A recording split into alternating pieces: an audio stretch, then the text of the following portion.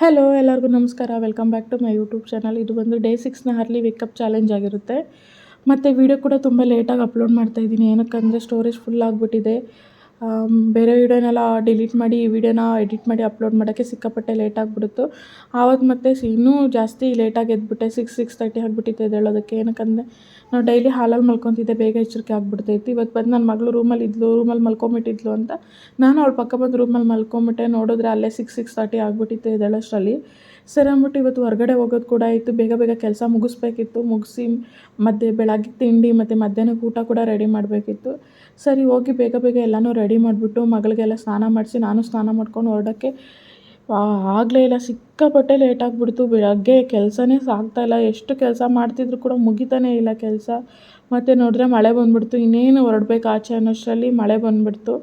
ಮತ್ತು ಆ ಕೆಲಸ ಕೂಡ ಅರ್ಧಕ್ಕೆ ಅಲ್ಲೇ ನಿಂತ್ಕೊಂಡ್ಬಿಡ್ತು. ಸರಿ ಅಂದ್ಬಿಟ್ಟು ಮಾರನೇ ದಿವಸ ಇನ್ನೊಂದು ಫಂಕ್ಷನ್ ಕೂಡ ಇತ್ತು. ಟೈಲರ್ ಹತ್ರ ಹೋಗಿ ಸಾರಿ ಕೊಟ್ಟಿದ್ದೆ, ಸಾರಿನ ಇಸ್ಕೊಂಡು ಬರಬೇಕಿತ್ತು. ನೋಡಿದ್ರೆ ಆ ಟೈಲರ್ ಕಾಲ್ ಮಾಡಿ ಇನ್ನೂ ರೆಡಿ ಆಗಿಲ್ಲ ಅಂದರು. ಅದು ಬೇರೆ ಇನ್ನೂ ಟೆನ್ಷನ್ ಆಯಿತು. ಪಾಪ ನನ್ನ ಮಗಳ ಮೇಲೆ ಸಿಕ್ಕಾಪಟ್ಟೆ ಕಿರ್ಚಾಡ್ಬಿಟ್ಟೆ, ಕೂಗಾಡ್ಬಿಟ್ಟೆ. ಅವಳೊಂದು ಕಡೆ ಮನೇಲೆಲ್ಲ ಹರಡಿಡ್ತಾಯಿದ್ಲು, ಎಲ್ಲ ಗಲೀಜು ಮಾಡ್ತಾಯಿದ್ಲು. ನಂಗೆ ಇನ್ನೂ ಟೆನ್ಷನ್ ಆಗಿಬಿಡ್ತು. ಅಷ್ಟರಲ್ಲೇ ಮಳೆ ಬರ್ತಿದ್ದ ಕಾರಣ ಮನೇಲೇ ಇದ್ದಿದ್ದಕ್ಕೆ ಒಂದು ಮೀಶೋ ಆರ್ಡ್ರ್ ಕೂಡ ಬಂತು. ರಿಸೀವ್ ಮಾಡ್ಕೊಂಡು ನೋಡಿದೆ, ಡ್ರೆಸ್ ಆಗಿದೆ ಅಂದ್ಬಿಟ್ಟು. ತುಂಬ ಕಂಫರ್ಟಾಗಿತ್ತು, ಚೆನ್ನಾಗಿ ಕೂಡ ಇತ್ತು. ಸರಿ ಅಂದ್ಬಿಟ್ಟು ಅಲ್ಲಿಂದ ಪಾರ್ಲರ್ಗೆ ಹೋಗಬೇಕಿತ್ತು. ಪಾರ್ಲರ್ಗೆ ಹೋಗಿ ಐಬ್ರೋಸ್ ಮಾಡಿಸ್ಕೊಂಡು ಬಂದೆ. ಬೇರೆ ವೀಡಿಯೋಸ್ ಮಾಡೋಕ್ಕೆ ಆಗಿಲ್ಲ, ಏನಕ್ಕಂದರೆ ಸ್ಟೋರೇಜ್ ಫುಲ್ ಆಗಿಬಿಟ್ಟಿತ್ತು ಅದರಿಂದ.